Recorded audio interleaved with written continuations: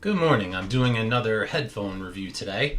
I have the Truefree O2 open ear headphones with directional acoustics. Truefree and Soundpeats are two companies that sell headphones on Amazon, and they've been generous enough to send me some of their headphones to review in the past.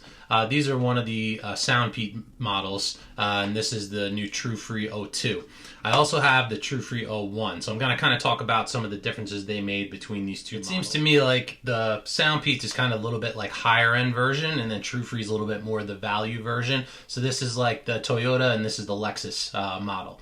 But comparing these from the 1 to the 2, one thing you'll notice right off the bat, how much smaller the case is of the new model. So they made them a lot smaller. So it's a similar design where sits over your ear, but again, they made it a lot smaller and more compact. Also, this entire piece is coated in like silicone, so it's a lot softer and feels nicer over your ear, where this is kind of more plasticky and it takes up more space. So this is a larger headphone, where this one's a little bit smaller all around and more comfortable to wear. The case also has kind of an interesting look to it. It kind of looks like a sparkly rock. I don't know if that's what they were going for, but it's an interesting look there. And it says right on it, I'm not sure if you can see that, Sound in Heaven. So, it's got to be good with that written on it.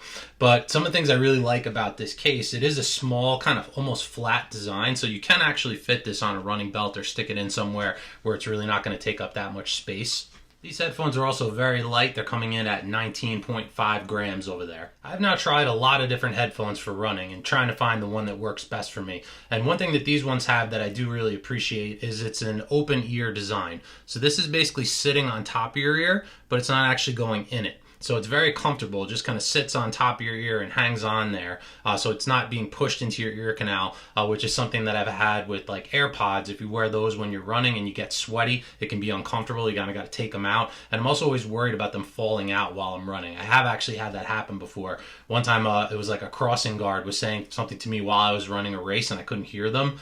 So I went to to pause the iPod so I could hear them, and I knocked it out of my ear and it bounced down the street. That was not a good experience. That's not going to happen with these. Since they have that open ear design, you can still hear what's going on around you, but there is also a real driver in here, as opposed to bone conduction headphones like Shocks, which basically sit outside your ear completely. Those are never going to be able to get as loud. They're not going to have as much bass as a headphone that has a true driver in it.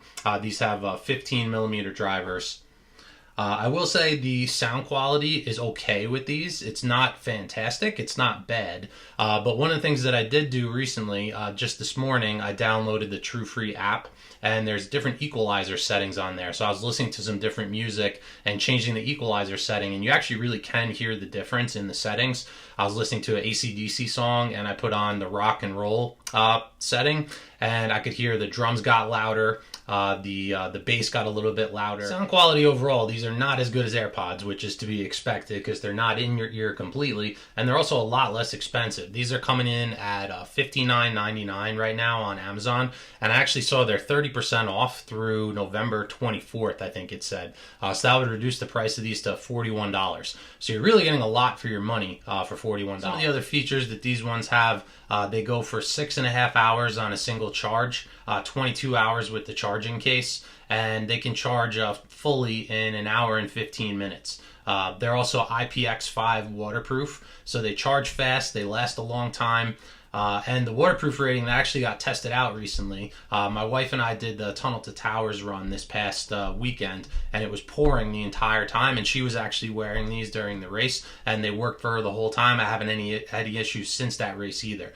So the waterproof rating is legit on these. They got absolutely soaked, and they were still working fine. These also have touch-sensitive buttons, which is kind of a pro and a con that a lot of these models have. They all work the same. These ones are pretty similar. These are one of the ones from Soundpeats. You can see they look pretty similar to these in the design. But basically the way these work, you just tap on the outside of the actual headphone. So if you tap the right one once, the volume goes up. You tap the left one once, the volume goes down. If you double tap on either one of them, that pauses what you're listening to.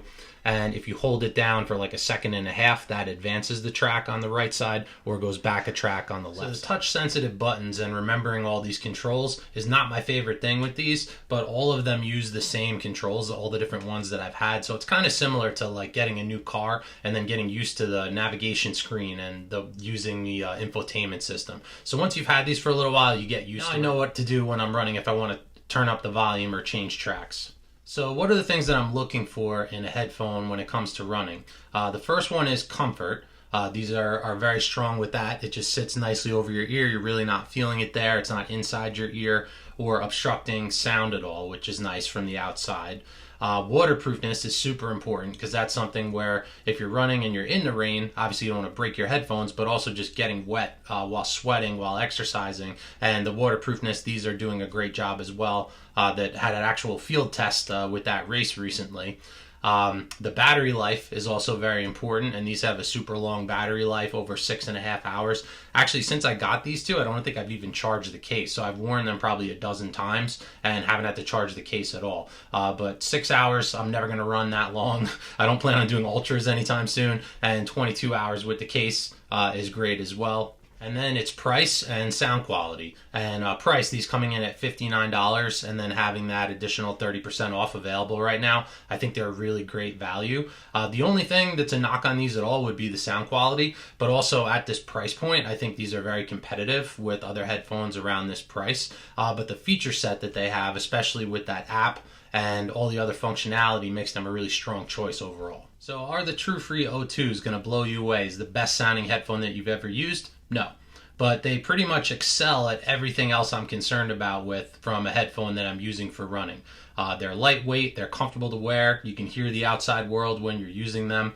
They're waterproof, they have a great battery life, they charge fast, and the sound quality is good, not great. So, and then the price is really good. For what you're getting for the price, I think these are a great value in a headphone. Also, comparing these to the first model, they made them a lot smaller, more comfortable to wear. The case is also a lot smaller, which is something where, if you actually need to bring the case with you somewhere, this is going to take up a lot less room than the outgoing model. So I think they really improved a lot of things from the first model and made this just a really good value headphone. Let me know in the comments what your favorite headphones are for running, if there's any great values that you found.